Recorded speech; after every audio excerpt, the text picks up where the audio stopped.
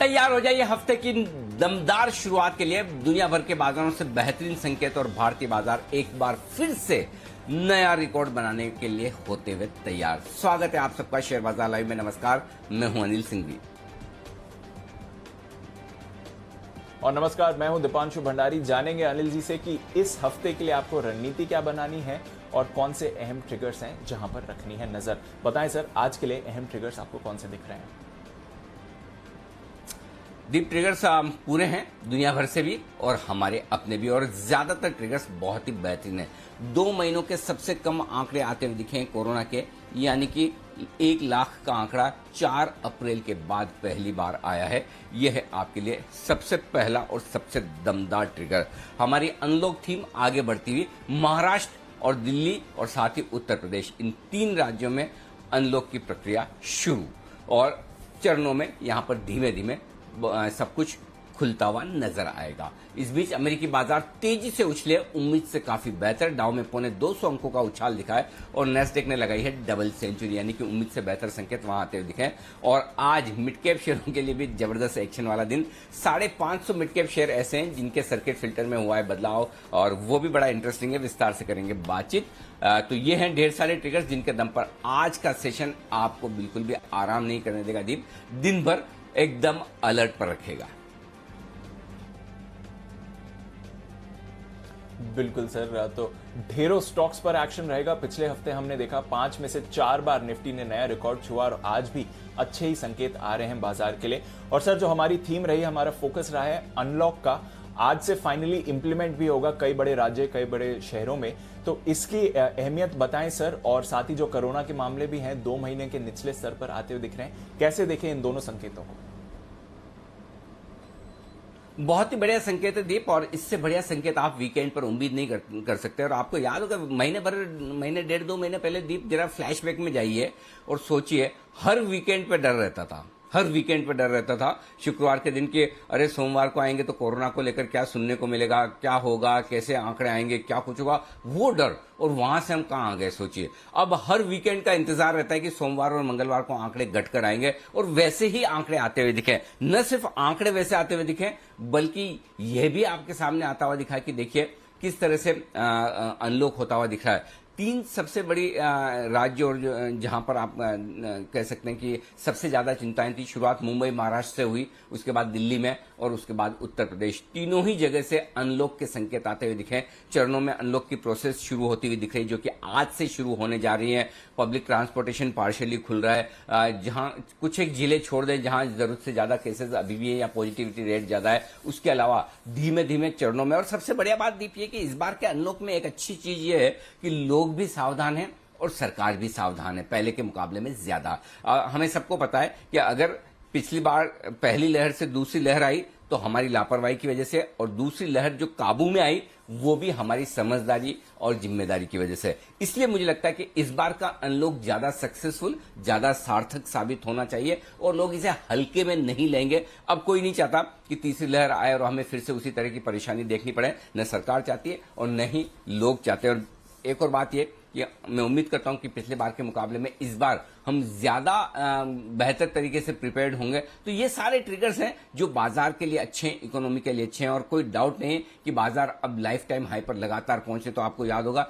जब 4 लाख से ज्यादा के केस थे और निफ्टी था 14,400 14,300 के आसपास, अब जब 1 लाख से कम केस आते हुए दिख रहे हैं तो आप 15,700 15,800 के नजदीक पहुंचते हुए दिख रहे हैं। तो पूरी तरह से जो अनलॉक की थीम है और जो पूरी तरह से कोरोना के घटते हुए मामले, वो बाजार को बेहद कॉन्फिडेंस दे रहे हैं। और इसी अनलॉक की थीम को हमने पिछले 2 हफ्तों से लगातार आपको कहा कि इसके दम पर बाजार आगे बढ़ेगा। और इस थीम पर आज एक विशेष शो भी हम करने जा रहे हैं। 11 बजे एक विशेष शो है, वो भी आपको मिस नहीं करना है, जरूर देखना है अनलॉक थीम पर कि कौन से ऐसे स्टॉक्स हैं जिसमें आप अनलॉक से मुनाफा कमा सकते हैं। अब भी ऐसे शेयर हैं, अब भी आपके लिए निवेश के ऐसे अच्छे बेहतरीन मौके हैं जिन्हें अनलॉक से फायदा होगा। तो ये 11 बजे का शो भी आप मिस मत कीजिएगा। बेहतरीन रिसर्च के साथ, बेहतरीन पिक्स के साथ होगा, जहां आपको इन्वेस्टमेंट के मौके मिलेंगे। लेकिन ओवरऑल डीप हफ्ते की शुरुआत करने के लिए मुझे अपने लोकल ट्रिगर्स, हमारे अपने संकेत, इससे बढ़िया नहीं मिल सकते। जी बिल्कुल सर, तो जो घरेलू संकेत है वो तो बहुत ही मजबूत है और देखते हैं आज बाजार इस पर किस तरह से रिएक्ट करते हैं। आपने तो लगातार सर 1 महीने पहले की करीब देखा था जब 4 लाख से ज्यादा नए मामले सामने आ रहे थे और तब भी आप कह ही रहे थे कि बाजार पर भरोसा रखिए और डिप पर खरीदारी का ही मौका समझें। सर एक और जगह जहां पर आप अप्रैल से ही भरोसा जता रहे हैं, mid cap small cap cash market के स्टॉक्स में एक्शन, और उसी एक्शन का रिजल्ट देखिए सर, 550 स्टॉक्स की सर्किट फिल्टर बदलते हुए दिख रहे हैं, जिसमें से लगभग 400 स्टॉक्स तो ऐसे हैं जहां पर सर्किट फिल्टर बढ़ाए गए हैं। इसका क्या मतलब है सर?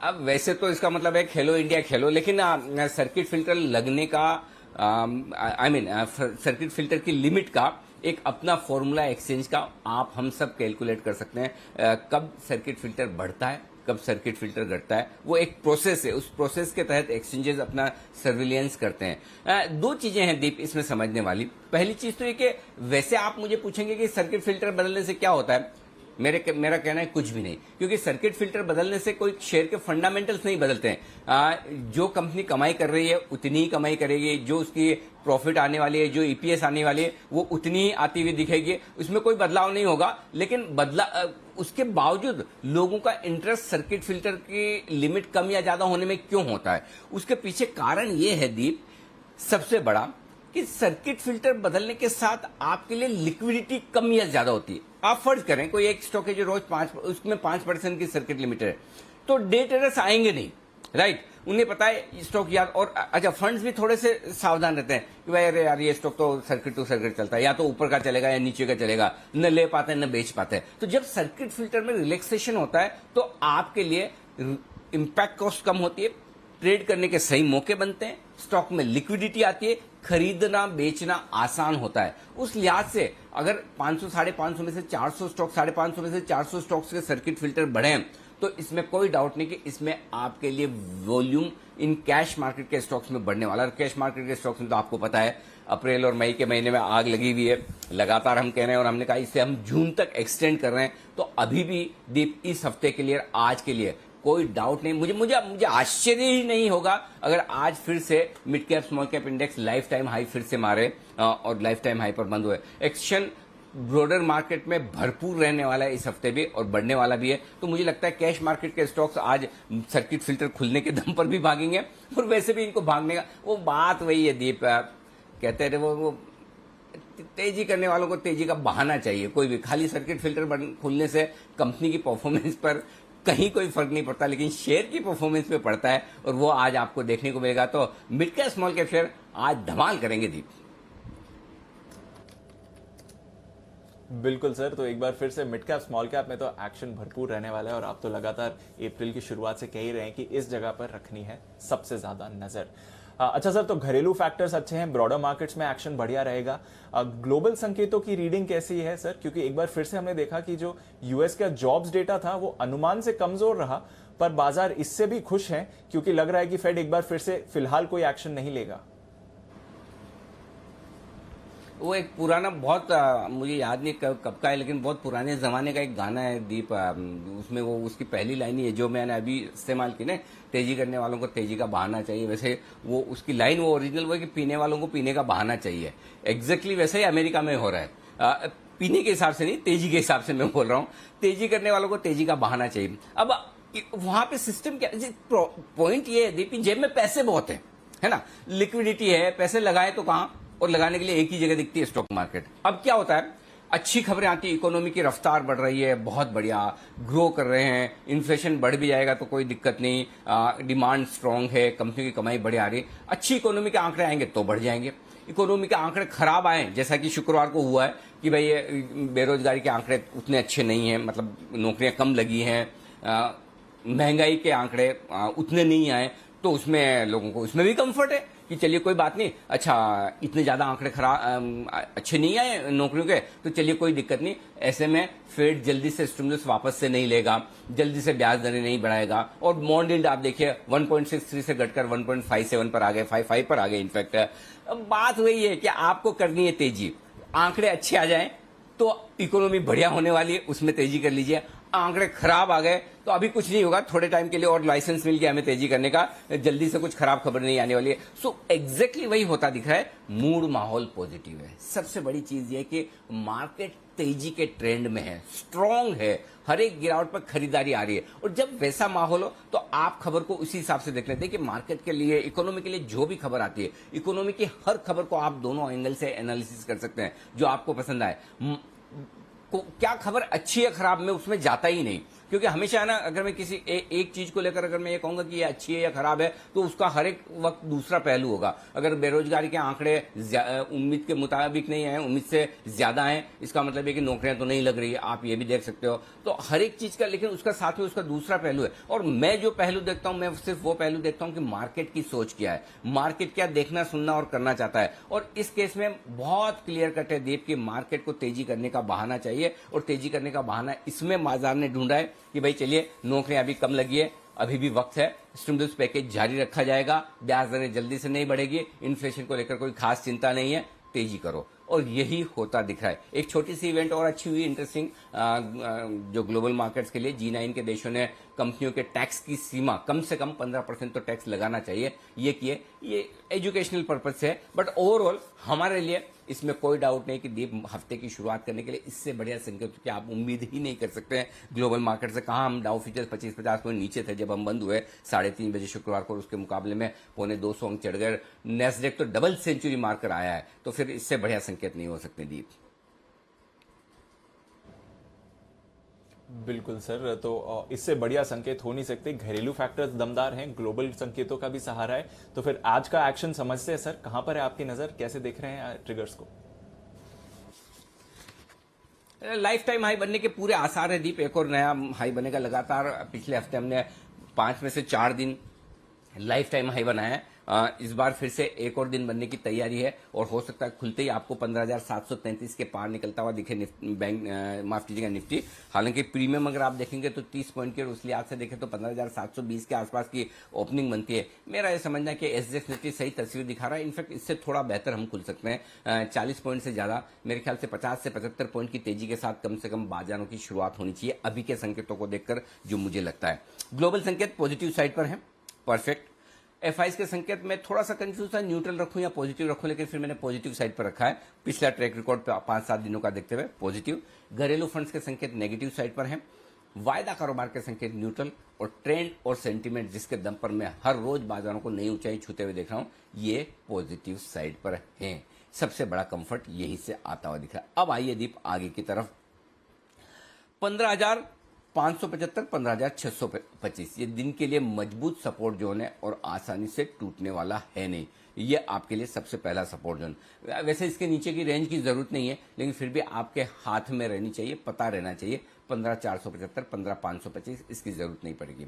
ऊपरी रेंज 15,725, 15,800 के आसपास की है, इस रेंज पर फोकस करिए। और उसके बाद 15,850, 15,900 ये अगला टारगेट बनेगा आपके लिए निफ्टी पर, ऊपरी रेंज के लिहाज से। अब आइए बैंक निफ्टी।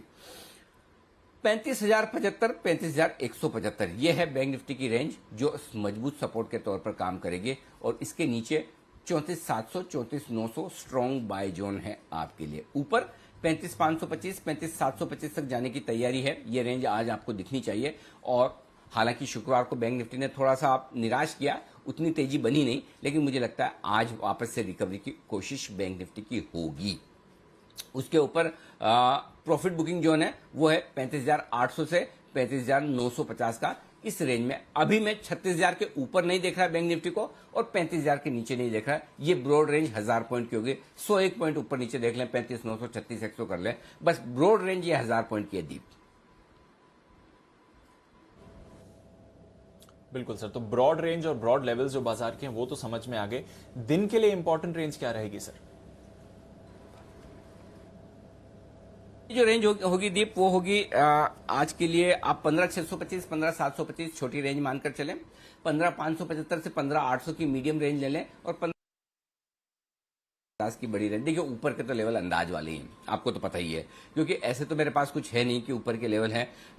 जो दीप में कह रहा था 15,900, 16,000 तक की यात्रा करनी है निफ्टी को, तो उतनी तो कम से कम दिखती है। और जो अगर तो इस रन में 16,200 तक की जगह खुलती हुई नजर आ रही है। तो मैं दो चीज आपको कहना चाहता हूं अपसाइड के लिहाज से, 15,900 16,000 ये तो यहां तक तो विजिबल दिख रहा है आपको मार्केट जाते हुए, और उसके बियॉन्ड अगर हम टिक गए कर गए, थोड़ा ग्लोबल सपोर्ट आ गया, फ्लोज आ गए, तो 16,200 तक की अपसाइड भी खुल सकती है। लेकिन कितना ऊपर जाएंगे उसमें दिमाग ही मत लगाइए, छोड़ दीजिए, क्योंकि जो आपने लेवल जिंदगी में देखा नहीं, तो इसका इज द लिमिट, कहां जाके रुकेंगे किसी को पता नहीं। हमें क्या पता होना चाहिए, हमें यह पता होना चाहिए कि कहां तक हम गिर सकते हैं। लाइफ टाइम हाई पर आपको ऊपर के बजाय नीचे देखना है, क्योंकि ऊपर तो कुछ दिखेगा नहीं, खुला नीला आकाश है। नीचे देखेंगे तो आपको पता होना चाहिए कि भाई मेरे लिए गड्ढा कितना बड़ा है। तो आपको अगर ये पता है, और अब आपके लिए गड्ढा ये कि 15,550 के नीचे अगर बाजार बंद होता है तो डे ट्रेडर को सावधान होना है, ठीक है। तब तक आपको सावधानी की कोई जरूरत नहीं है, और जब तक 15,300 के नीचे निफ्टी बंद नहीं होता तब तक इन्वेस्टर को सोचने की भी जरूरत नहीं कि मेरे पोर्टफोलियो में क्या करूं। अब वो दूर है, 400-300 पॉइंट दूर है, लेकिन आपको लाइफ टाइम हाई पर 2% की इंडेक्स रिस्क तो लेनी पड़ेगी। 2% इंडेक्स क्या होता है, कुछ नहीं, करेक्ट। अब उतना नहीं रखेंगे तो फिर आप इन्वेस्टर और ट्रेडर में फर्क क्या हो, फिर तो आप ट्रेडर ही हो गए।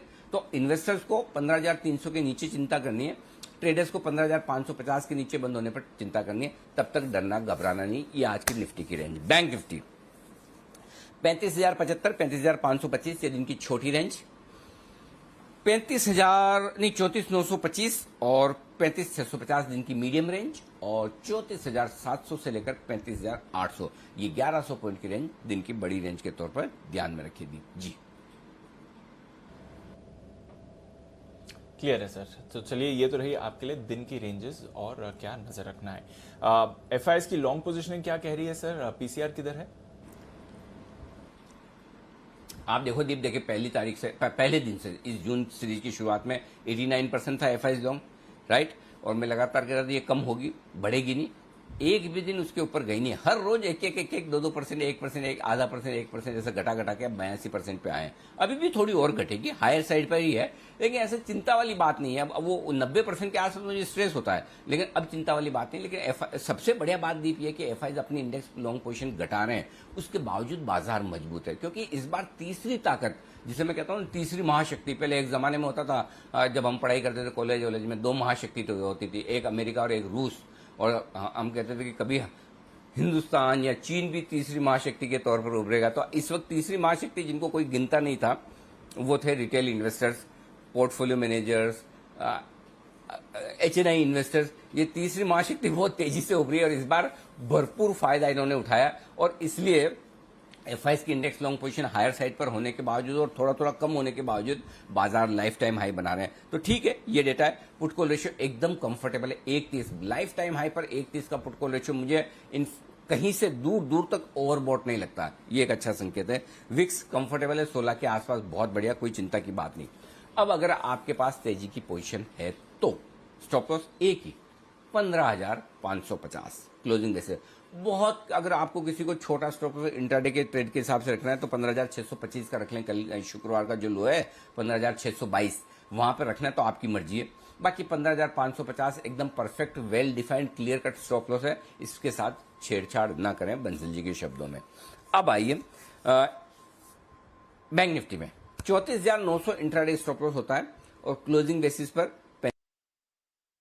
भी रख सकते हैं। 34,900 एकदम सेफ स्टॉप लॉस है जो आपके लिए ट्रिगर होने की संभावना नहीं के बराबर है, तो चाहे आप वो रख लें। लेकिन जिनको कम रिस्क लेनी है कि भाई मैं 15,300 माफ कीजिएगा 35,300 पर बंद हुआ हूं, मुझे 300 पॉइंट से ज्यादा की रिस्क नहीं चाहिए, 35,000 कर लो, आपकी कंफर्ट पे है। बट 34,900 परफेक्ट स्टॉप लॉस है, डरने की जरूरत नहीं।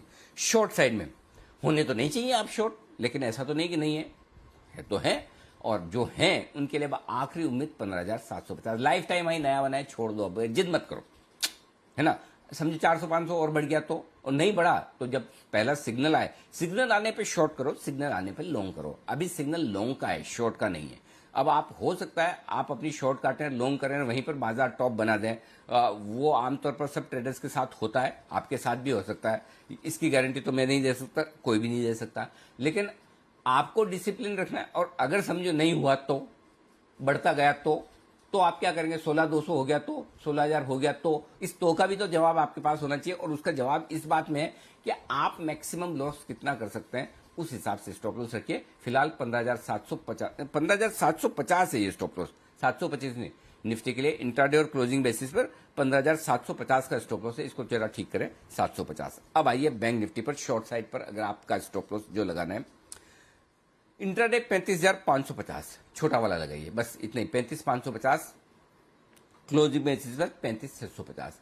अभी तक देखिए इस रनअप में बैंक निफ्टी में 35,650 की बेस्ट क्लोजिंग मिली आपको परसों, हाँ परसों, ठीक है ना, तो वो आपका स्टॉप लॉस हो गया। अब इसके ऊपर बंद हो तो फिर निकल जाइए। वैसे अगर आपको बहुत डीप दूर का स्टॉप लॉस चाहिए, वो आता है 36,100 का। अब 36,100 तो मैं दे नहीं सकता, 800 पॉइंट दूर का स्टॉप लॉस दूंगा तो आप कहेंगे अरे भाई ये क्या है, ये स्टॉप लॉस है क्या। तो इसलिए आप अपने रिस्क के हिसाब से छोटा स्टॉप लॉस डे ट्रेडर्स के लिए 35,550 और पोजिशनल ट्रेडर्स के लिए 35,650 का ये रखना चाहिए। जी दीप। ओके सर, तो ये तो रही आपके लिए एग्जिस्टिंग पोजीशंस पर किस तरह से स्टॉप लॉस रखना है और लेवल्स को रिस्पेक्ट करना जरूरी है, जैसा अनिल जी आपको हर बार कहते हैं। नई पोजीशंस के लिए क्या सलाह है सर? नई पोजीशन बनाइए दीप और आराम से बनाइए, बिना डरे बनाइए। खरीदिए निफ्टी 15,550, ये आपका स्टॉप लॉस का लेवल बनता है 15,550 का, यहां पे लगाइए स्टॉप लॉस और खरीदिए, ठीक है। 15,725, 15,775, 15,800, 850, 875। देखिए 725 के ऊपर के सारे लेवल जो है ना वो अंदाज से दिए गए हैं, ऑनेस्टली बता देता हूं, क्योंकि ऊपर ब्लू स्काई जोन है, लेवल्स कुछ है नहीं, तो मैंने थोड़े एफएनओ डेटा देखे हैं, थोड़े अपने हिसाब से एडजस्ट करके आपको दे दिए। ये हो गया आपका। शॉर्ट करना है, अब वो भी बड़ा अंदाज वाला ही लेवल है, 15,900 के आसपास आप शॉर्ट करने का सोच सकते हैं। अब पहला लेवल 15,800 भी आता है शॉर्ट करने के लिए। मूड माहौल देखेंगे वहां पर कि वाकई में ग्लोबल खराब हो रहा है क्या। अगर डाउ फ्यूचर 100-150 नीचे हो जाए तो 15,800 पे भी सोच सकते हैं शॉर्ट करने का एक, नहीं तो अभी जो सेफ रेंज है वो 15,850, 15,900 की है, 15,950 की स्ट्रिक्ट स्टॉप लॉस के साथ। ये सिर्फ उन लोगों के लिए जिन्हें करना ही करना है, दोनों तरफ ट्रेड करना आता है, स्किल ट्रेडर्स हैं, ट्रेडिंग टीवी स्क्रीन के सामने रहते हैं, घूमना आता है, स्टॉप लॉस लगाना आता है, छोटे मुनाफे के लिए ट्रेड करना आता है, दोनों तरफ की ट्रेडिंग उन्हें समझ है। और नहीं इतनी सारी कंडीशंस आप फुलफिल नहीं करते हैं तो दिमाग मत लगाइए, पहले सपोर्ट लेवल पर निफ्टी आएगा तो वहां खरीदेंगे। जो पिछले पूरे हफ्ते हमने किया, पहले सपोर्ट लेवल पर ही ले लेना है, वापस से वही काम करेंगे। तो ये जिन लोगों को करना है उनके लिए, और ये सारे टारगेट 800, 750, 700, 675 तक के आपकी स्क्रीन पर, लास्ट टारगेट 15,650 का बनता है, वो देख लीजिए आप अपने हिसाब से। अब आइए बैंक निफ्टी।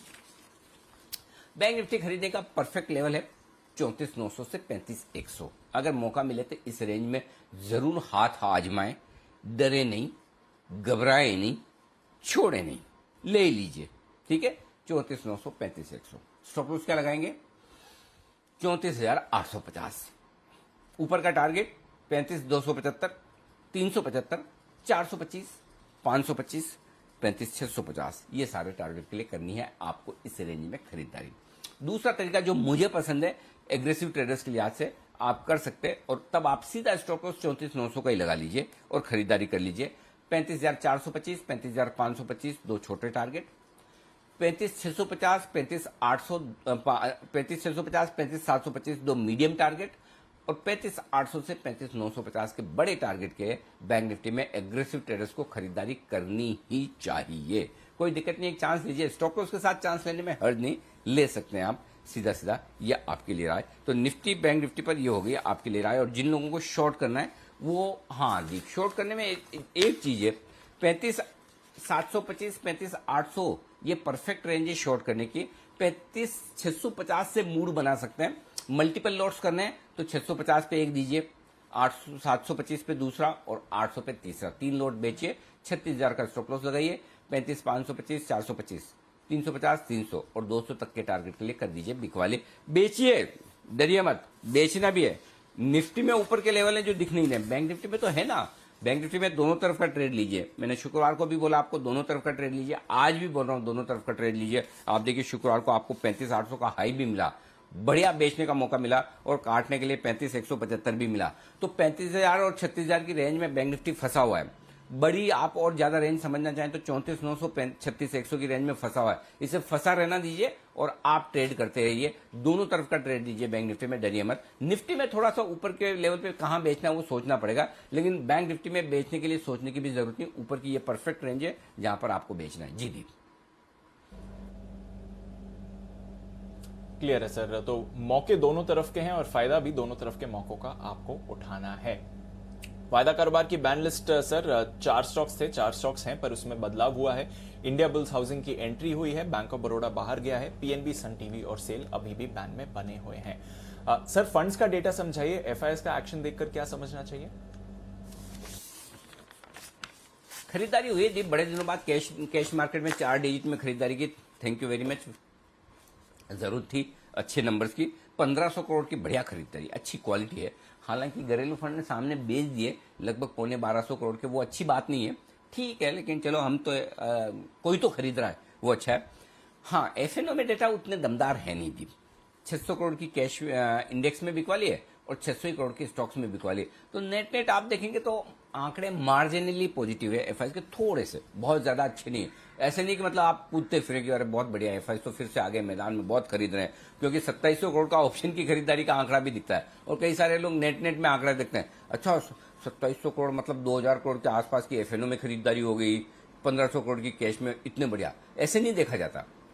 अंदर घुस के देखना पड़ता है क्या खरीदा क्या बेचा है। और जो थोड़ी बहुत एफआईएस की तरफ से एक्शन है एफएनओ में, वो भी मतलब जो बिकवाली का आंकड़ा उसमें उन्होंने थोड़ा सा शॉर्ट किया है, थोड़ा लॉन्ग अनवाइंडिंग किए। तो एफएनओ के डेटा उतने बढ़िया नहीं है, लेकिन नेट नेट अगर आप डेटा देखेंगे तो एफआईएस के अच्छे हैं। और घरेलू फंड ने बड़े दिनों बाद 4 डिजिट में बेचा है, तो उनके आंकड़े खराब है। जी जी,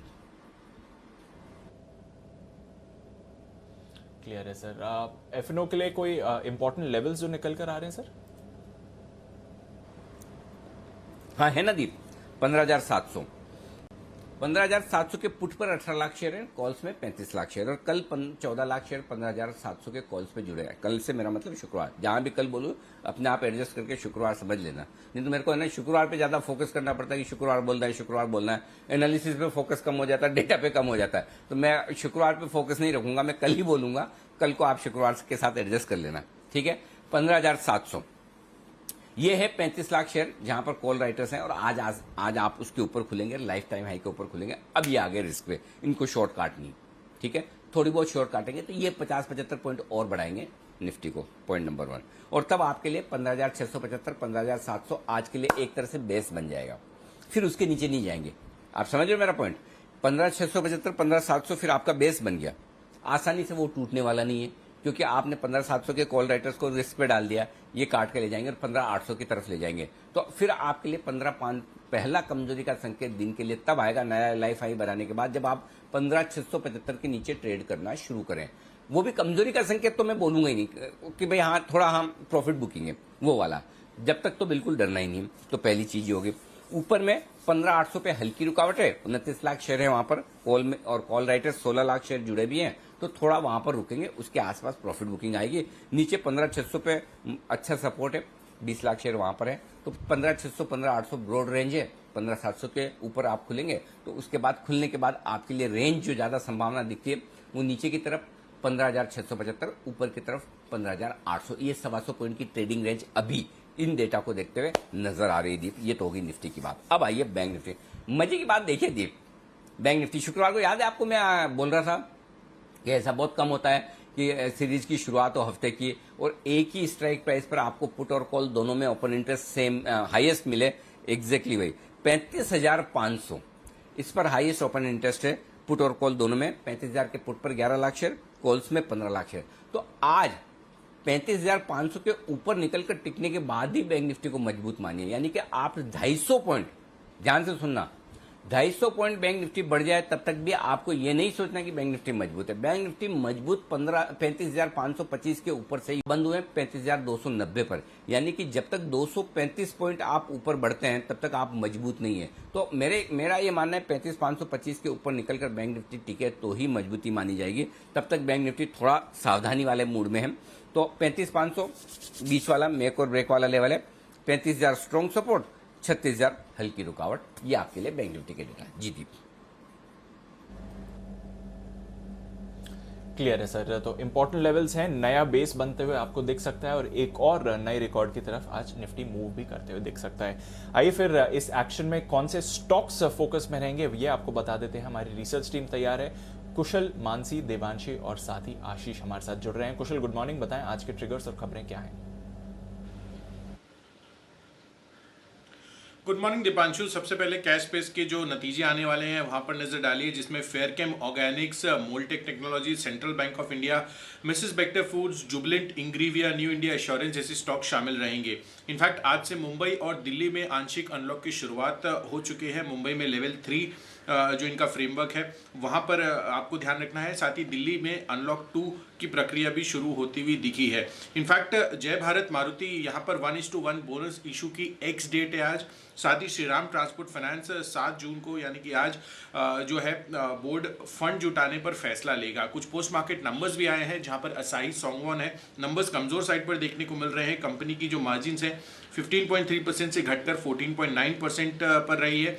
साथ ही कंपनी का जो मुनाफा है वो ऑलमोस्ट 6.2 करोड़ पर फ्लैट रहा है। पेन्नार इंडस्ट्रीज नंबर्स बेहतरीन साइड पर देखने को मिले हैं, मार्जिन 5.8% से बढ़कर 8.2% पर, और साथ ही कंपनी का मुनाफा 1 करोड़ था पिछले साल, इस बार करीब 33 करोड़ का मुनाफा कंपनी ने दर्ज किया है। हालांकि एक मुश्त मुनाफा भी इसमें दर्ज हुआ है करीब 200 करोड़ रुपए का, तो यहां पर भी आपको ध्यान रखना है। ओके, तो ये हैं आपके लिए कुछ नतीजे और नतीजे और खबरें लेकर मानसी हमारे साथ तैयार हैं। गुड मॉर्निंग मानसी, बताइए। Good morning Deepanshu. Gufic Biosciences नतीजे अच्छे रहे हैं। कंपनी की आय 51% बढ़ती हुई दिखी है। साथ ही कामकाजी मुनाफा 91% बढ़ा है। मार्जिन 14% से 18%। वहीं मुनाफा कंपनी का जो है 158% बढ़ा है, 5 करोड़ से 12 करोड़ ये मुनाफा जाता हुआ दिखा है। वॉटेक वाबा कंपनी के अच्छे नतीजे आए हैं। कंपनी की आय में 27% की बढ़त है। कामकाजी मुनाफा करीब 50% बढ़ा है। मार्जिन 6% से 8% और मुनाफा जो है 57% बढ़ता दिखा है। IFGL रिफ्रैक्टरीज के नतीजे अच्छे आए हैं। कंपनी की आय 222 से 284 करोड़ पर गई है। कामकाजी मुनाफा 20 से 44 करोड़। यहां पर नुकसान कंपनी को करीब 2.5 करोड़ का जरूर हुआ है, लेकिन मार्जिन 8.9% से 15.5% पर जाते हुए दिखे। हायर टैक्स एक्सपेंस है जिसका एक इम्पैक्ट मुनाफे के फ्रंट पर देखने को मिल रहा है। शेयर कैपिटल रिडक्शन को बोर्ड की मंजूरी मिलती हुई दिखी और 6 रुपए प्रति शेयर के स्पेशल डिविडेंड और 4 रुपए प्रति शेयर के फाइनल डिविडेंड को मंजूरी मिलती हुई दिखी है। कल्पतरू पावर अच्छे नतीजे, कंपनी की आय 16% बढ़ी है। मार्जिन 9% से 11% और मुनाफा जो है 31 करोड़ से 174 करोड़ पर जाता दिखा है। और अंत में जुआरी ग्लोबल कंपनी के नतीजे अच्छे हैं। कंपनी की आय 11%, यहां पर फिलहाल आय में ऑफकोर्स गिरावट देखने को मिली, लेकिन मार्जिन जो है बड़े हैं 15 से 19% पर। और मुनाफा जो है कंपनी घाटे से मुनाफे में आई है, जहां पर 151 करोड़ का घाटा था, करीब 15 करोड़ का मुनाफा अब कंपनी देख रही है। तो ऑल इन ऑल जुआरी ग्लोबल के नतीजे भी अच्छे हैं। बिल्कुल, और साथ ही एथेनॉल मैन्युफैक्चरिंग के लिए उन्होंने एक स्लोवाकिया की कंपनी के साथ करार किया है, तो एथेनॉल की जो स्टोरी है इस पर यहाँ पर भी फोकस रहेगा। आइए कुछ और नतीजे और शुगर और एथेनॉल से जुड़ी खबरें लेकर देवांशी हमारे साथ तैयार हैं। गुड मॉर्निंग देवांशी, बताइए। Good morning Deepanshu. आज सबसे पहले आप देखिए पैसल और डिजिटल, इसके नतीजे भी काफ़ी अच्छे आते हुए दिखे हैं। घाटे से मुनाफे में आई है। 2 करोड़ का मुनाफा इस बार कंपनी को होता हुआ दिखा है। मार्जिन 45% से बढ़कर 46% हुए हैं और जो आय है उसमें भी 3% तक की बढ़त है। मैं आपको याद दिला दूं कि लगातार SBI इसमें अपनी जो हिस्सेदारी है वो बढ़ा रहे हैं, तो इस स्टॉक पर आपको नजर रखनी है। शुगर स्टॉक्स आज फिर एक बार फोकस में रहेंगे क्योंकि जी बिजनेस के एथेनॉल को स्टैंड अलोन फ्यूल बनाने की खबर पर मुहर लग चुकी है। प्रधानमंत्री ने पुणे में लॉन्च किया E100 प्रोजेक्ट, जहां पे प्रधानमंत्री ने कहा था कि 21वीं सदी में एथेनॉल की डेवलपमेंट प्राथमिकता पर होगी। किसान और पर्यावरण के लिए एक बड़ा फायदा बन सकता है और इसी के चलते जितने भी जो एथेनॉल बनाने वाली कंपनीज हैं इस पर आपको आज नजर रखनी होगी। साथ ही बजाज फाइनेंस, इसका अपडेट आया था, बिजनेस अपडेट, और आप देखिए बहुत ज्यादा पॉजिटिव नहीं है। उन्होंने कहा है कि हालांकि लंबी अवधि के लिए गाइडेंस में कोई बदलाव नहीं है, लेकिन जिस तरह से हम देख रहे हैं Q1 और Q2 में कोविड का सबसे बड़ा इम्पैक्ट आता हुआ दिखेगा। जो क्रेडिट कॉस्ट है वो 1100 करोड़ से लेके 1300 करोड़ तक बढ़ने की जो आशंका है वो बनती हुई दिख रही है। साथ ही इनका कहना है कि FY22 में जो AUM ग्रोथ है उस पर 4000 करोड़ से लेके 5000 करोड़ तक का इम्पैक्ट आता हुआ दिखेगा।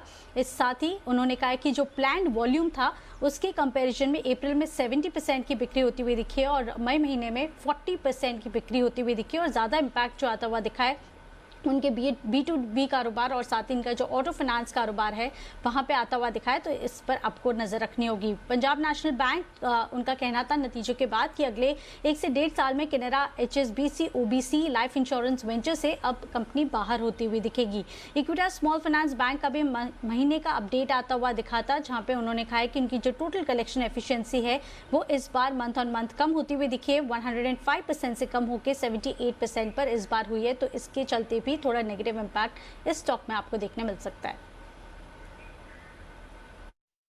बिल्कुल, तो बजाज फाइनेंस समेत अन्य NBFCs पर रखनी है नजर। कुछ और खबरें भी बाकी हैं, कुशल के पास वापस चलते हैं। कुशल बताइए।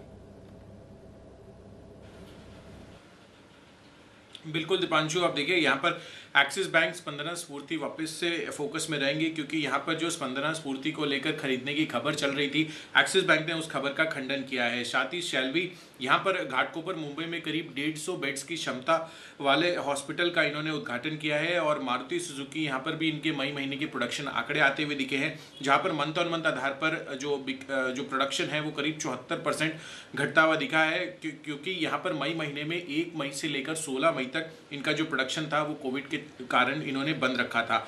जम्मू एंड कश्मीर बैंक यहाँ पर बोर्ड से इनको करीब 500 करोड़ रुपए जुटाने की मंजूरी मिल चुकी है। और यहाँ पर जो जम्मू एंड कश्मीर सरकार है, जो की प्रमोटर है, उनको इतने अमाउंट के प्रेफरेंशियल शेयर जारी किए जाएंगे। Welspun Corp, American petroleum institute USA से इनके जो पाइप API मोनोग्राम है उसके लिए इनको लाइसेंस मिल गया है, और ये अब ऑयल एंड गैस सेक्टर को API पाइप सप्लाई करेंगे। इनफैक्ट RBL बैंक को लेकर भी खबर है, जहां पर विश्ववीर आहूजा को MD के पद पर फिर से नियुक्त करने की मंजूरी मिल चुकी है। और ये RBI से 3 साल के समय जो है इनके लिए मांगा गया था, और RBI से 1 साल का एक्सटेंशन मिलता हुआ दिखा है। तो RBL बैंक भी इस वजह से फोकस में रहेगा। बिल्कुल, तो देखते हैं क्या इंपैक्ट आता है। 3 साल के लिए बोर्ड ने एक्सटेंशन दे दी थी, पर RBI ने सिर्फ 1 साल की एक्सटेंशन को मंजूरी दी है MD के पद के विश्ववीर आहूजा साहब के लिए। मानसी से भी कुछ और खबरें और फंड एक्शन जान लेते हैं। मानसी बताएं। जी Deepanshu, Reliance Infra promoter group Varde Investment Partners की कंपनी में निवेश करेंगे। 550 करोड़ तक की पूंजी, नई पूंजी कंपनी में आएगी। सेबी नियमों के मुताबिक निवेश 62 रुपए प्रति शेयर के दाम पर होगा, और पूंजी की रकम का इस्तेमाल लंबी मियाद की पूंजी कर्ज कम करने पर किया जाएगा। प्रमोटर ग्रुप 400 करोड़, वहीं वर्दे इन्वेस्टमेंट 150 करोड़ का निवेश करेंगे। इमामी लिमिटेड पर खबर है, इस वित्त वर्ष में अब तक कुल कीमतों में 4% की बढ़ोतरी की गई है। लागत खर्च में बढ़ोतरी को पास करने के लिए ये कीमतें बढ़ाई गई हैं। 66 से 67% ग्रॉस मार्जिन बरकरार रखने का लक्ष्य तय किया गया है। सर्किट फिल्टर रिविजन्स करीब 544 सिक्योरिटीज में आज से इफेक्टिव हो रहे हैं। 5% से 10% 263 स्टॉक्स में, जिसमें hemisphere properties, Jain irrigation, Goa carbon, Panacea biotech जैसे शेयर शामिल हैं। वहीं 5% से 20% 7 शेयरों में किए गए हैं। 10% से 20% 153 शेयरों में, और 10% से 5% रिविजन्स जो हैं 11 शेयरों में किए गए हैं, जिसमें PNB हाउसिंग, 5 पैसा कैपिटल, DCM लिमिटेड जैसे शेयर शामिल हैं। बल्क डील्स क्विकली मैं बता देती हूँ। Global spirit Templeton strategic emerging markets fund ने करीब 2 लाख शेयर 354 रुपए और 39 पैसे प्रति शेयर के दाम पर बेचे हैं। Insider trades Asian Granito India Limited में है। प्रमोटर ने करीब 5 लाख शेयर जो है 3 जून को बेचे हैं। इसी में अगले प्रमोटर ने करीब 2,39,000 शेयर्स जो हैं 3 जून को खरीदे हैं। और Patel integrated logistic insider trade है, प्रमोटर ने करीब 1 लाख शेयर बेचे हैं। प्रमोटर होल्डिंग 40.48% से घटकर 40.09% हुई है। 4 जून को ओपन मार्केट में ये शेयर बेचे गए हैं। बिल्कुल, तो आज तो ढेरों स्टॉक्स हैं जो खबरों के दम पर रिएक्ट करेंगे, और साथ ही सर्किट फिल्टर रिवीजन भी हुए हैं लगभग 550 स्टॉक्स के। पर ब्रोकरेजेस आज क्या कह रही हैं, इस पर भी डालते हैं नजर FIR में।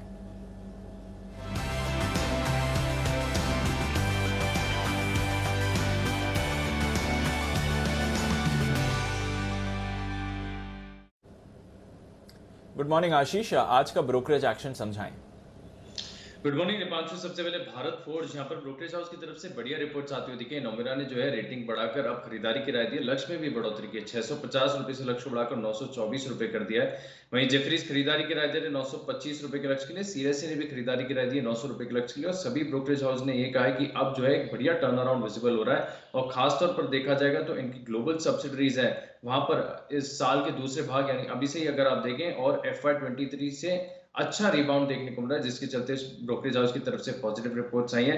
लेकिन सिर्फ एक मॉर्गन स्टैनली ऐसे जो स्टॉक पर अभी भी बेरिश है, इन्होंने अंडरवेट की रेटिंग दी है, 571 का लक्ष्य दिया है, 750 की शुक्रवार की क्लोजिंग है। और ये मान रहे कि हाल ही में जो स्टॉक में तेजी आई है उसके बाद जो वैल्यूएशंस हैं वो थोड़े से एक्सपेंसिव होते हुए नजर आ रहे हैं। इसके अलावा नजर रखें जुबलेंट फार्मोवा पर, यहाँ पर नतीजों का इंपैक्ट देखने को मिलेगा। मैक्वेरी की रिपोर्ट आई है जहां पर जो है टारगेट प्राइस कट किया गया, 1158 से घटाकर 1052 कर दिया, क्योंकि ये मान रहे थे कि सेल्स में करीब 25% की ग्रोथ देखने को मिलेगी।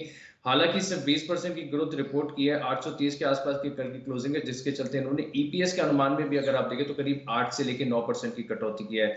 बजाज फाइनेंस यहाँ पर क्वार्टरली अपडेट आया, मॉर्गन स्टैनली ने ओवरवेट की रेटिंग दी है 6000 रुपए के लक्ष्य के लिए, 5993 की शुक्रवार की क्लोजिंग है। जेपी मॉर्गन न्यूट्रल की राय दे रहे 5100 रुपए के लक्ष्य के लिए। और दोनों ब्रोकरेज हाउस में देखिए इम्पैक्ट का लिखा है कि आगे जाकर क्रेडिट कॉस्ट बढ़ता हुआ नजर आएगा। और ग्रोथ पे भी अगर आप देखें तो शॉर्ट टर्म में थोड़ा सा असर देखने को मिल सकता है। फिलहाल के लिए आखिरी रिपोर्ट है आईसीआईसीआई बैंक पर, सिटी की रिपोर्ट है, खरीदारी किराया बरकरार रखा है 785 रुपए के लक्ष्य के लिए, 644 की शुक्रवार की क्लोजिंग है। और इस ब्रोकरेज रिपोर्ट में भी ये लिखा गया कि नियर टर्म में अगर आप देखें तो ग्रोथ पर थोड़ा सा इंपैक्ट देखने को मिल सकता है। हालांकि Q2 FY22 से अगर आप देखें यानी सितंबर के बाद से तो जो चीजें हैं वो थोड़ी सी नॉर्मलाइज होंगी, सिचुएशन सुधरेगी, जिसके चलते ये स्टॉक पर अभी भी बुलिश और खरीदारी की राय दे रहे हैं। ओके, तो ये है आपके लिए तमाम रिपोर्ट्स जिन पर आज रहेगा एक्शन। बढ़ाएं एक्शन को आगे, वक्त है पिक ऑफ द डे का। हमारे सारे एक्सपर्ट्स हैं हमारे साथ तैयार, बिगुल के साथ pick of the week. Monday हफ्ते की शुरुआत है, हफ्ते की पिक लेंगे।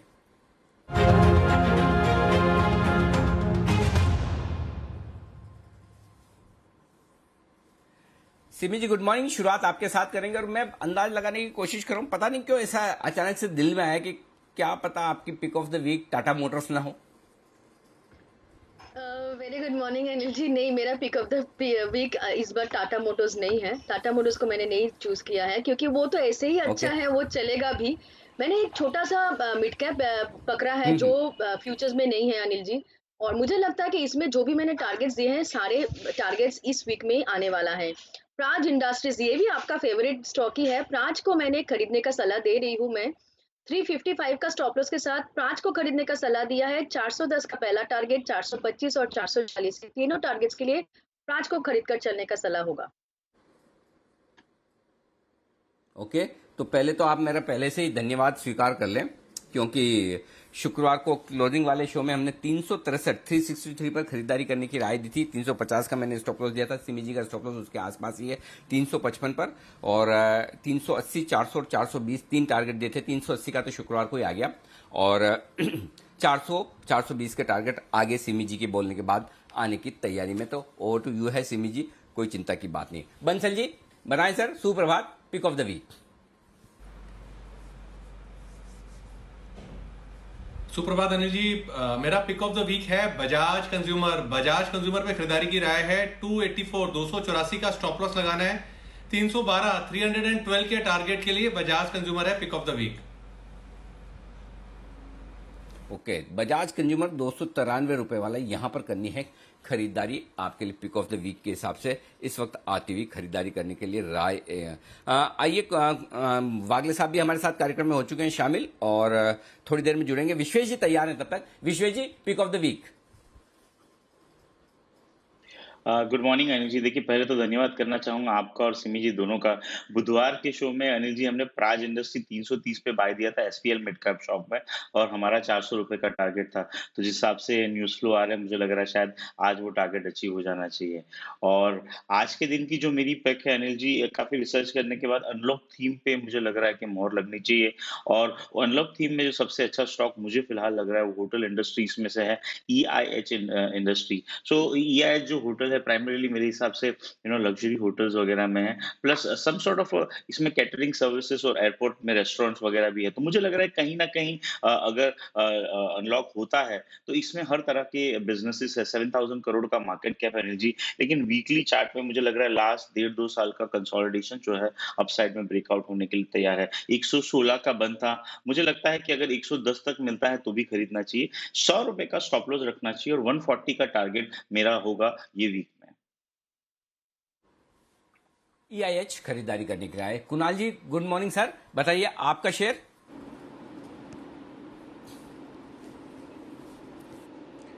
गुड मॉर्निंग अनिल जी, गुड मॉर्निंग दीपांशु। अनिल जी, खरीदारी की मेरी राय है और खरीदना है HDFC दिग्गज HDFC में। अनिल जी खरीदारी की राय है, इसका स्ट्रक्चर बड़ा जबरदस्त है। यहाँ पर अनिल जी एक बहुत विशाल राउंडिंग बॉटम पैटर्न बन रहा है, जिसका ब्रेकआउट हमने कल के यानी कि शुक्रवार के ट्रेड में आते हुए देखा। मुझे लगता है कि इसको बाय करके चलना चाहिए। 2575 2575 पर स्टॉप लॉस रख लें। पहला टारगेट सप्ताह के लिए 2700 का, दूसरा टारगेट 2750 रुपए का। 2700 और 2850 के टारगेट के लिए HDFC लिमिटेड में करें खरीदारी। सुमित जी गुड मॉर्निंग, आप क्या खरीदेंगे? गुड मॉर्निंग अनिल जी, वेरी गुड मॉर्निंग। अनिल जी, ये हफ्ते मेरे को लगता है फाइनेंशियल स्टॉक्स पे नजर रखना चाहिए। फाइनेंशियल स्टॉक्स एक अच्छा खासा अपसाइड मूव दिखा सकते हैं। तो मेरे को जो स्टॉक इस हफ्ते के इस वीक के लिए पसंद आ रहा है वो है महिंद्रा एंड महिंद्रा फाइनेंस। 167 168 के आसपास इसमें खरीदारी करके चलने का सलाह रहेगा। पिछले हफ्ते स्टॉक ने 200 DMA के ऊपर क्लोजिंग दिया है, which is a very positive sign for this stock. M&M finance यहाँ से मेरे को लग रहा है ऊपर में 172 रुपए से लेके 175 रुपए तक का मूव ट्रेडिंग के लिहाज से इस हफ्ते में दिखाना चाहिए। तो स्टॉक के अंदर खरीदारी करके चलने का सलाह रहेगा। और नीचे में स्टॉप लॉस लगाना है 164 रुपए का। 167 168 के आसपास बाय, 172 से 175 का टारगेट। ओके, तो ये है आपके लिए खरीदारी करने की राय। जैन साहब भी हमारे साथ हैं तैयार। जैन साहब गुड मॉर्निंग, बताएं सर आपका इस हफ्ते के लिए शेयर। यस अनिल जी, पहले तो मैं एक बार रिपीट करूंगा मेरे जो वीकेंड पे जो स्टॉक्स थे, जो मैंने वीकेंड वाले बाजार अगले हफ्ते में दिया था, उसमें मैंने इंट्राडे F&O पिक के तौर पे मैंने डाबर इंडिया दिया था। और जो मैंने इंट्राडे कैश मार्केट की भी एक पिक दी थी वो थी ओरिएंट इलेक्ट्रिक। और सेरा सैनिटरी वेयर मैंने पोजिशनल पिक के तौर पे दिया और प्लास्टिक ब्लेंड्स मेरा लॉन्ग टर्म पिक था। और अब अगर हम आ जाएं पिक ऑफ द वीक के लिए, तो मैं यहाँ पे प्रिसीजन वायर्स, मतलब वायर्स एंड केबल्स वाले स्टॉक्स अच्छा कर रहे हैं। और मुझे लगता है प्रिसीजन वायर्स, जो कि मैंने पहले जैन साहब के जैन से भी कवर किया हुआ है, बहुत बढ़िया लग रहा है, अट्रैक्टिव लेवल्स पे है वापस से। और दूसरा मैंने एक एरिस लाइफ साइंसेस रिपीट करूंगा, ये भी मैंने दिया हुआ है, इसको देखें। कोटक बैंक, मैंने बैंकों में मुझे लगता है कि वापस से Kotak bank should perform this time इस वीक में। और एक आरती ड्रग्स, जो कि शायद आपने भी अनिल जी लास्ट वीक दिया है इसको कोई एक सेगमेंट में, तो मुझे आरती ड्रग्स। तो ये 4 स्टॉक है जिन पे फिर से ध्यान दें, तो precision wires, Eris life science, Aarti drugs and Kotak bank है तमाम स्टॉक्स जहां पर खरीदारी करने की राय जैन साहब की तरफ से। आइए अब वक्त है वरिंदर रिजल्ट एक्सरे का।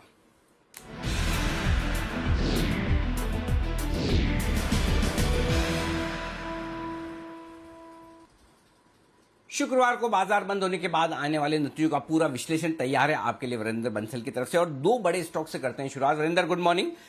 PNB और साथ ही साथ इंटरग्लोब एविएशन यानी कि इंडिगो, कैसे दिखे results? Good morning. PNB honestly बहुत ही खराब थे सर। उन्होंने पैसा भी रेज किया है अभी। SBI के रिजल्ट्स आए, लोग बहुत बुलिश हो रहे थे PSU बैंक पे। ऑनेस्टली सर मैं मानता हूं कि पीएनबी हाउसिंग फाइनेंस भी एक बहुत बड़ा बॉम्ब था, बट उसको डिफ्यूज कर दिया बहुत आराम से, बहुत शांति से।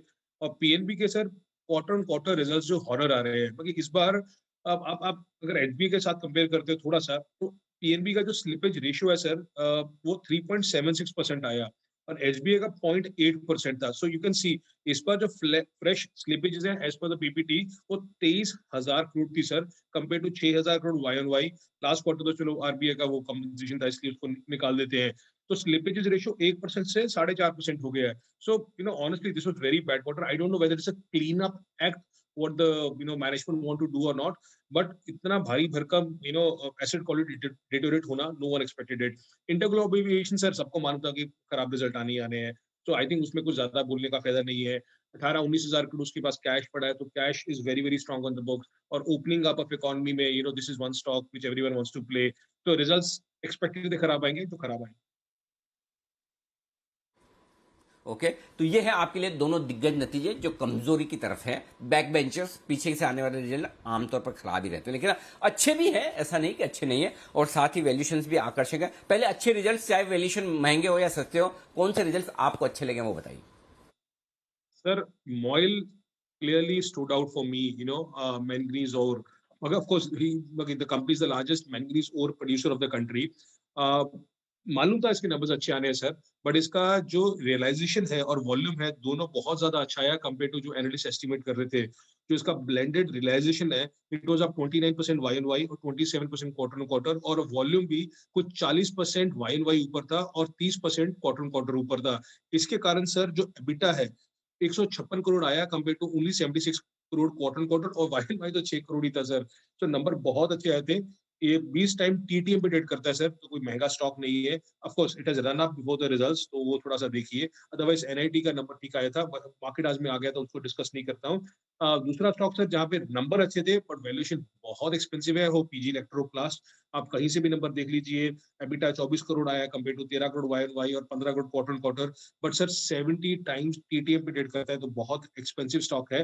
बट वन स्टॉक अगर मुझे लगता है कि जो स्टैंड आउट हुआ वो मॉयल ही था।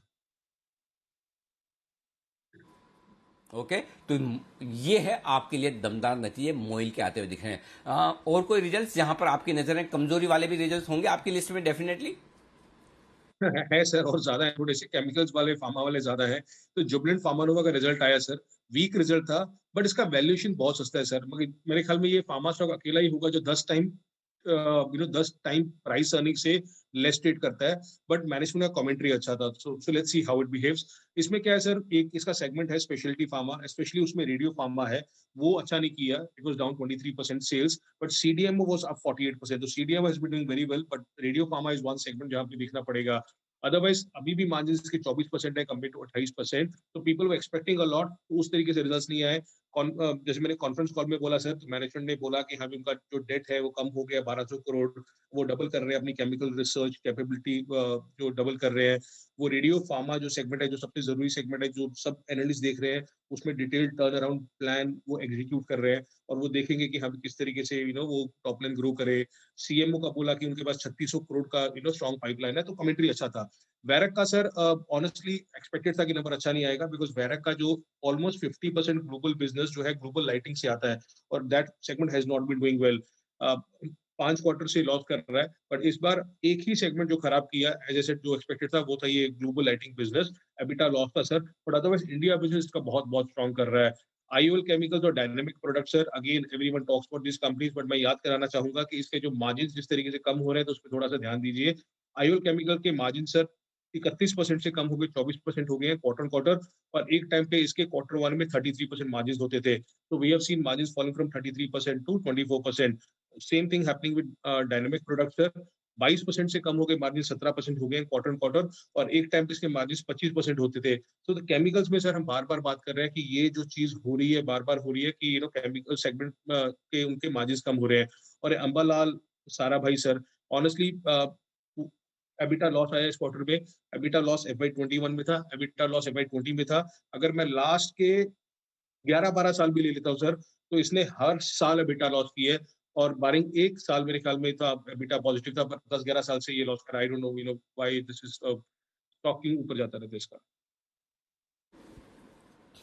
ब्लैक फंगस की दवा के लिए जो API बनाने का काम करती है, वो इस चक्कर में स्टॉक में बड़ा एक्शन है। देखते हैं रिजल्ट्स में कब आएगा, लेकिन आपका जो सवाल है वरिंदर, उस पर जवाब मिलेगा आज 10:35 पर। मैनेजमेंट हमारे साथ है, उनसे हम बातचीत करेंगे। मोहल सारा भाई हमारे साथ जुड़ेंगे, उनसे पूछेंगे ये रिजल्ट तो ठीक है जो है जैसे हैं, लेकिन आगे वाकई में क्या कंपनी की परफॉर्मेंस दमदार आने वाली है ब्लैक फंगस के चलते हुए, इस पर रहेगा। जल्दी से एक शॉर्ट में आपसे राय लेना चाहता हूं, चूंकि शुगर सेक्टर पर आप बड़ी पैनी नजर रखते हैं, और जी बिजनेस की एक्सक्लूसिव खबर पर मुहर भी लगी कि हमने कहा कि इथेनॉल को एक सेपरेट अलग तरीके से फ्यूल का दर्जा सरकार देगी, और वीकेंड पर आपने देखा प्रधानमंत्री जी ने E100 का इनोग्रेशन किया। कैसे देखते हैं आप शुगर सेक्टर पर इसका असर, ये बताइए। सर, ये सिर्फ एथेनॉल का मेरे ख्याल में एक बड़ा चेंज नहीं आ रहा, ये एग्रीकल्चर रिफॉर्म आ रहा है इंडिया में। मैं अगर सिर्फ एथेनॉल की बात करूं सर, मैं आई टॉक नंबर्स ओनली, तो प्रधानमंत्री जी ने भी बोला कि 1000 करोड़ जो है, this is the kind of number they are looking for FY25, और आज आपको मालूम है हमारा कुछ 300 साढ़े 300 करोड़ के आसपास का इतना होता है, उत्पादन होता है। तो कहने का मतलब है ये इंडस्ट्री यहाँ से 3 गुना हो सकती है, अगले 4 या 5 साल में हो सकती है। This is what you are expecting. Tell me sir, any other industry जो अगले 3-4 साल में आपको 3 गुना दिखती है, which means over 20-25% industry growth. दूसरा चीज सर, 1000 करोड़ लीटर भी हो जाएगा तो भी जो हमारा सबसे बड़ा कंपनी इंडिया में है, जो हम बलरामपुर चीनी बोलते हैं, उसका कैपेसिटी भी 30 करोड़ होगा कुछ FY23 में। Sir only 3%। My only point is कि ये कंपनी जिनका हम वैल्यूएशन P&L पे करते हैं, that is only because of the order book कितना उनके पास है, कैपेसिटी कितना उनके पास है। ये कंपनीज कुछ 30 करोड़ पे नहीं रहेंगी sir, they will want to increase the market market size. I will not be surprise कि आप देखेंगे कंसोलिडेशन होना, एक्विजिशन होना, M&A होना, जो इस सेगमेंट में शुगर में हमने लास्ट 10, 15, 20 साल से देखा नहीं है। क्योंकि इंडिया में क्या 100 करोड़ लीटर वाली कोई कंपनी बन सकती है कि नहीं बन सकती है, I think that is a bigger thing and I think that is possible. मैं आपको एक और चीज बता दूं सर, विल्मर जो सबसे बड़ी कंपनी है शुगर स्पेस में, उसका मार्केट कैप है कुछ $23 बिलियन, मतलब भी कुछ 2 लाख करोड़ के आसपास। इंडिया में सर टोटल शुगर का जो मार्केट कैप है वो है 20,000 crore and we are the 3rd largest producer of sugar in the world. तो इतना बड़ा चेंज नहीं हो सकता। जी ठीक बात है। तो ये है आपके लिए शुगर सेक्टर के लिए बड़ा एक्शन, और इसे एक एग्रीकल्चर रिफॉर्म के तौर पर देखें, न कि शुगर सेक्टर के एक्शन के लिए। और यही बात है वरिंदर, इसीलिए लंबे समय बाद, कई सालों बाद हमने शुगर सेक्टर को रिकमेंड करना, ट्रैक करना और एनालिसिस करके लोगों के सामने रखना शुरू किया। नहीं तो पहले शुगर को बड़ा सिक्लिकल सेक्टर भी माना जाता था, गवर्नमेंट इंटरवेंशन वाला भी माना जाता था, तो नजर कम रहती थी।